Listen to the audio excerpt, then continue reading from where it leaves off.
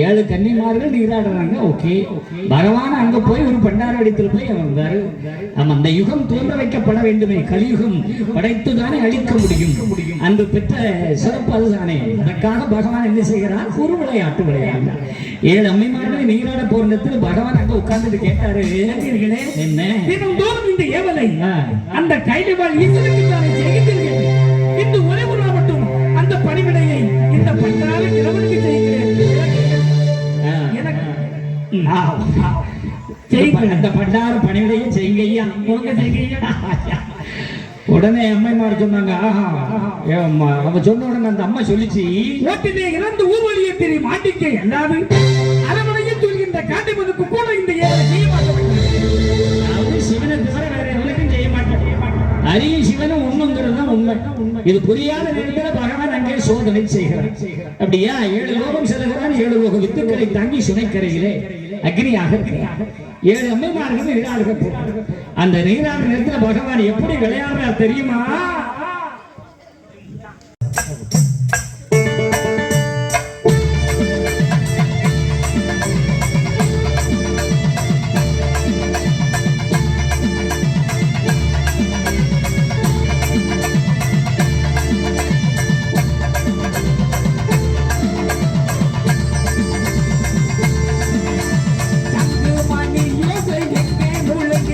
சாமி தோப்புலையா எங்கே முழங்குது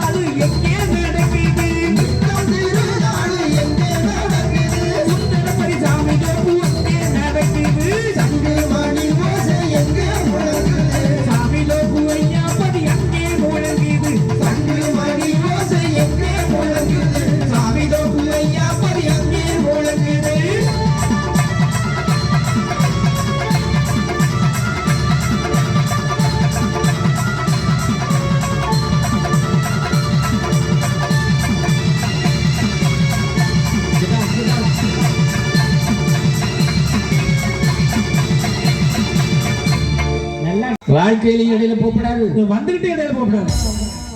முழுசா முடிச்சு நாம வாங்கிட்டு ஐயா கிட்ட உத்தரவு வாங்கிட்டு போனோமாக்கா. தண்ணி குடிக்கையா குடும்பத்தோட வா. ஆமா நீ அதுக்கு வேற டாட்டா வேற காட்டுக்க. தண்ணி குடிக்க போறாங்கன்னு சொல்லிட்டு போங்க. என்ன பெரிய காமெடியா இருக்கு நாட்டுல. உட்கார்ந்து மக்களா. ஒரு புத்தியாயிருந்து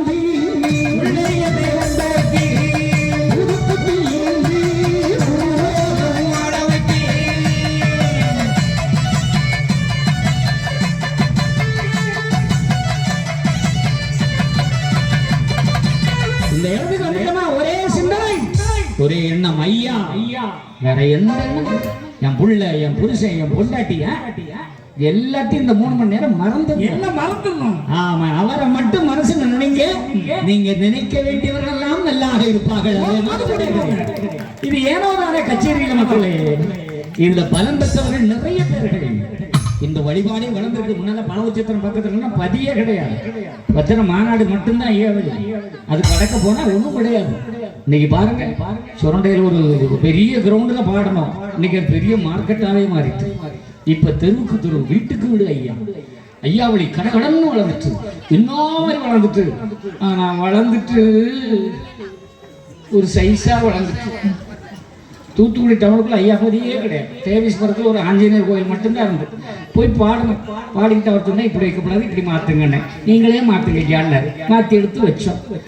ஆமா, கூட்டம் வரும்னு பார்த்தோம், கூட்டமே இல்லை. ஒரு மண்டபத்தில் வச்சோம், கூட்டமே இல்லை. நாங்க ரோட்டில் வைங்க. ரோட்டிலையா? ஆமா ஆமா, ஏதாவது ஒரு நல்ல பிளேஸ், மக்கள் மூவிங்கா இருக்கணும், அங்கிட்டு வைங்க.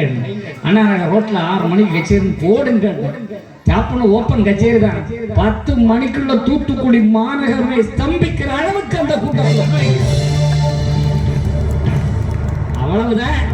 அப்புறம் முதல் கேட்டு, 2ஆம் கேட்டு, 3ஆம் கேட்டுன்னு ஒரே பதியா வந்து வந்து இப்ப வீட்டுக்கு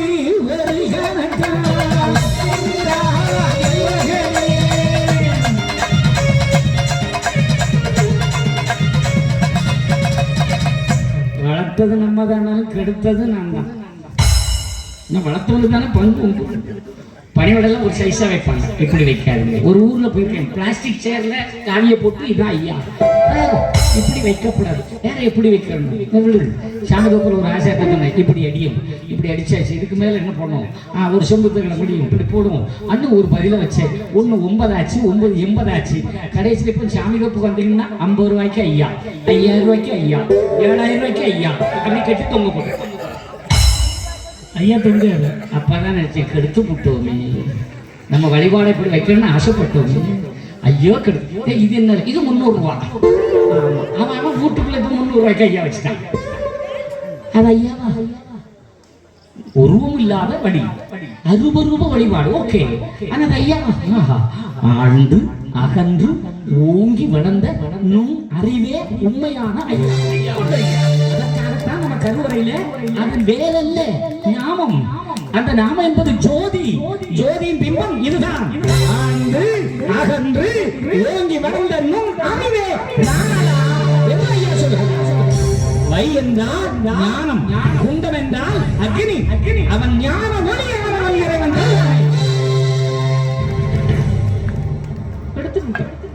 இனி வச்சாலும் பரவாயில்ல. பைக்ல போகும்போது பேண்ட் ஷர்ட்டோட போறான். ஏதாவது ஒரு குளத்தாங்கரை போறோம்னா எல்லாத்தையும் அவுத்து வச்சுட்டு காவியை கட்டுவான். கெட்டிக்கிட்டு இழுக்க 3 தடவை இழுத்துக்கிட்டு எந்த கடன் இல்லை அந்த கடனை போய் போடுங்க, குறிப்பிட்ட போடுங்க. அவ்வளவு பைசா வாங்கிட்டு மறுபடியும் அதே குளத்தாங்கரை pant shirt, wine shop, full chicken அடைச்சண்டாள பாலிய இப்படி அலைகிறார்களே. ஒருத்தன் சிவகாசுக்கு மாட்டிக்கிட்டான். எங்க அன்பாலய தலைவர் நெல்லை நாராயணன் இருக்காரு, அவர் கண்டுக்கிட்டாரு. போட்டு நொந்து நொக்கி வீடியோ எடுத்து நான் தெரியாம பண்ணியும் போட்டு சத்தியமா இன்னைக்கு நடக்குது. நீ ஐயா உன்னால கோயில் கிட்ட வக்கு இல்ல, அப்புறம் ஏன் கோயில் கட்டணும்? இருக்கிற கோயில கும்பிடலாமே. ஐயா எல்லாரும் இருக்காங்கல்ல, போய் கும்பிடு. உனக்கு ஐயா மேல பக்தி தானே, கும்பிடு. நான் தான் கோயில் வைப்பேன். அப்ப நீ உழைச்சுக்கோ. நீ வச்சுக்கோ. எனக்கு ஆசை. எங்க அப்பா நினைச்சேன் இல்ல, அவன் கடவுள் நினைக்கணும். எடப்பாடியா இருக்கு. எனக்கும் ஃபைட்டே இருந்துச்சு. அவர் சொன்னாரு அவங்க தாத்தா தாருங்க கிடையாதுங்க, அந்த பாடத்தை மாற்றணும், போராடணும். நெல்லை தூத்துக்குடி மக்கள் மகளோடு அகில உலக ஐயாவளி சேவைப்பு அன்பர்களோடு எங்கள் அன்பாலயம் எல்லாம் இணைந்து ஒருங்கிணைப்பு வச்சு போராடி நெல்லையில அதுக்கு ஒரு அவங்க வச்சு டார்கெட் நாங்கள் இடைத்தேர்தல் உங்க ஐயாவளியை காட்டுங்க.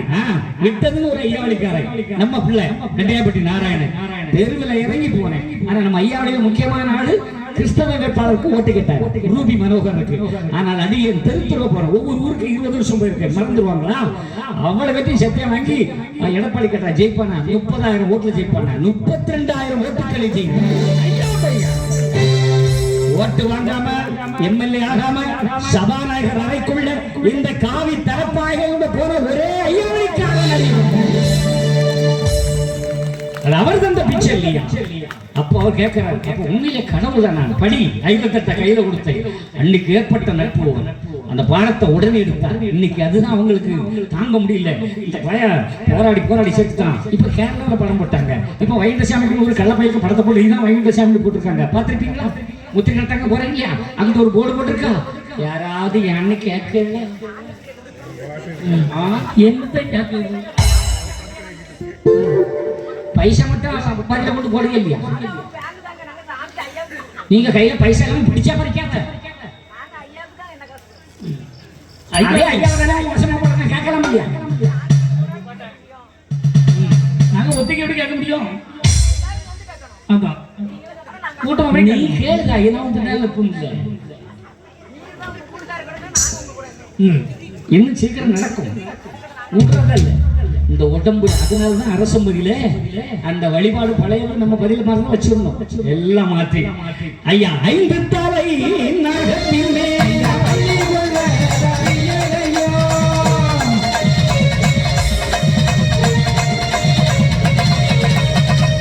11 லட்சம் ரூபாய் செலவுல 350 கிலோ வெங்கலத்துல வார்த்து நாகத்தை வைத்து நாகத்து மடியில 50 கிலோ 85 கிலோ ஐயா 50 வார்த்து ஜோதியை வச்சு உலகத்து முழுக்க காட்டுறதை ஒரு சத்திய பிரமாணம் எடுத்து செய்வேன்.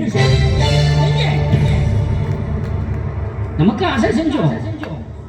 அதுக்காண்டி நம்ம என்ன கோயில் வச்சிருக்கோம் கொண்டா, நம்ம பணி வச்சிருக்கோம் கொண்டா, அதை கேட்க முடியுமா? பிச்சை அது வாங்கி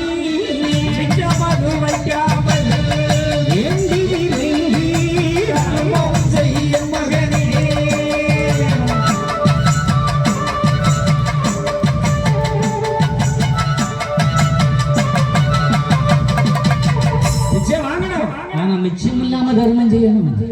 மிச்சம் முடிச்சு மாடி வீடு கட்டப்படாது. மிச்சம் முடிச்சு அங்கிட்டு கடகண்ணி கட்டப்படாது. ஆமா, நிறைய அப்படி நடந்துகிட்டு இருக்குது. என்ன பண்றது ஒண்ணும் சொல்ல முடியல. நமக்கு பார்த்தா அப்படியே தான் இருக்கு. நடக்குது. அவர் பார்த்துக்கிட்டு இருக்காரு இல்லையா? நம்ம யாரு சொல்ல முடியும்? அதுக்காக நம்ம எல்லாம் ரொம்ப இதெல்லாம் பண்ணப்படாது. வாழ்க்கையில இருக்கணும், அது நினைவா இருக்கணும். ஆனா இப்ப எல்லா இடமும் இதுதான். அதாவது பரவாயில்ல, ஐயா கோயிலும் ஒன்று வச்சு கணக்கு போட்டா தப்பாயிக்கணும். ஊருக்காரங்க பிடிச்சி அடிச்சுட்டாங்க. அடிச்சவங்க ஓடி போனா காணல்னு நினைச்சோம். திடீர்னு இப்ப யூடியூப் சேனல் எல்லாம் வந்தா வரான். ஆமா மக்கா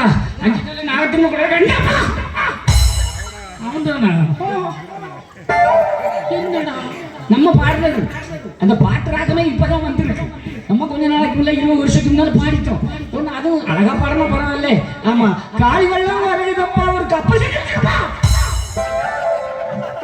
உடனே 4 மாதம் நானே செய்யாமல எனக்கு கொன்னையா ஆனேன். திடீர்னு ஒரு நாள் மகன் சாட்டி வச்சு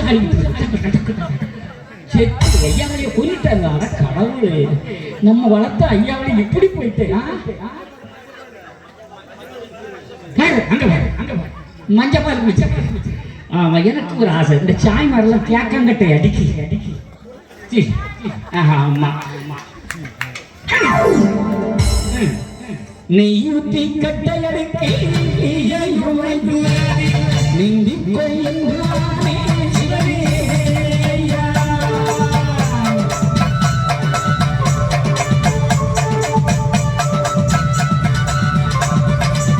என்ன செய்யுது? அவன் பண்ணிட்டு அவன் எடுக்க போறான். ஆனா நம்ம ஆளு யூடியூப்ல அதான் ஷேர் பண்றான். சொல்றான், பாத்தியா ஐயா சொன்னது பறிச்சுட்டு என்ன பறிச்சுட்டு அவன் தூத்துக்குடியே அழிஞ்சிட்டு. அதுக்கு 7ஆம் தேதியில தானே மெட்ராஸ் அழிஞ்சு. மெட்ராஸுக்குள்ள தண்ணி வந்து அதை பார்த்துட்டு தான் பாருங்க.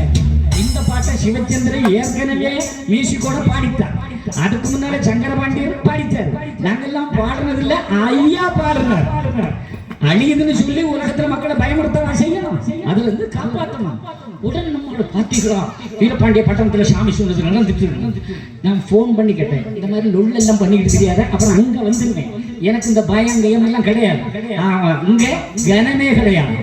ஒழுக்கமா ஐயாவுடைய வழிபாட்டுல போக முடிஞ்சா போங்க, இல்ல ஏதாவது வேற கோயிலுக்கு நிச்சுட்டு காடுங்க. இது அது மிக்ஸ் பண்ணாதீங்க, நல்லா இருக்காது. ஆமா, தப்பு செய்யாதே. ஆமா, பஞ்சாமிர்த என்னுடைய கொஞ்சம்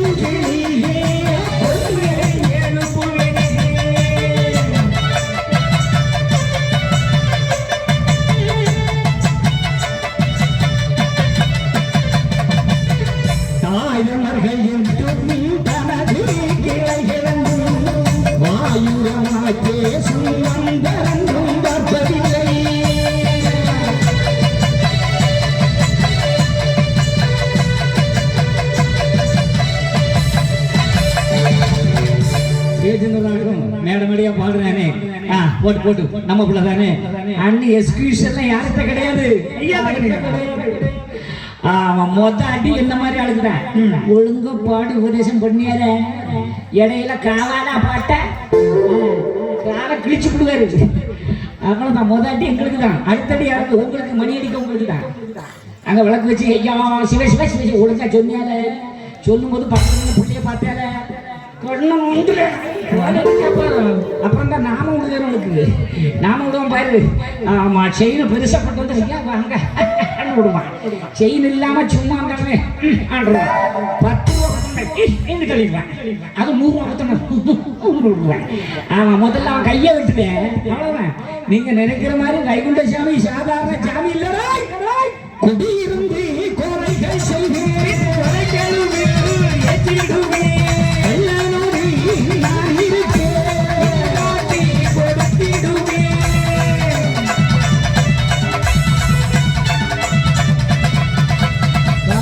உண்மையான தத்துவம். சும்மா ஏதோ வச்சுக்கலாம், ஆடித்தான் கணக்கு போட்டுறானே. தோணிக்க சிந்தை துலங்கி வெளி காட்டுமல்லா காணிக்க எந்தையரை காணாடு. உன்னை கண்ட உடனே மனுஷனுக்கு தோணி போறோம், இவன் நல்லா இருப்பான், இவனுக்கு போற வேலை நடக்கும் அப்படின்னு கேட்பாரு. அப்ப நம்ம சொல்லலாம், உனக்கு வேலை கிடைக்குமாக்கா பார்த்துப்போ, நல்லா இருக்கு. இதுதான் தோணிப்பு, இதுதான் ஐயா சட்டம். அதை விட்டு உனக்கு வேலை தருவேன், நீ முத மாசம் சம்பளத்தை எனக்கு தந்துரு. இவரு என்ன ஃபைனான்ஸ் ஆகிக்கப்ப ஐயா ஃபைனான்ஸ் ஆகிக்கப்ப மாறி சொல்லுவோம். 10 ரூபா ஒன்று தந்துரு. என்னத்தா சிரிக்க, நிறைய நடக்காத்தா வாழ்க்கையில. ஐயாவுக்கு கொடுக்கணும் என்ன பிள்ளைகளுக்கு தானா வரும். அந்த நிலை வரக்கூடிய அளவுக்கு உன்னுடைய சட்டமும் உன்னுடைய பணிவிடையும் ஒழுங்கா இருந்தா அவன் தரகது யாரு?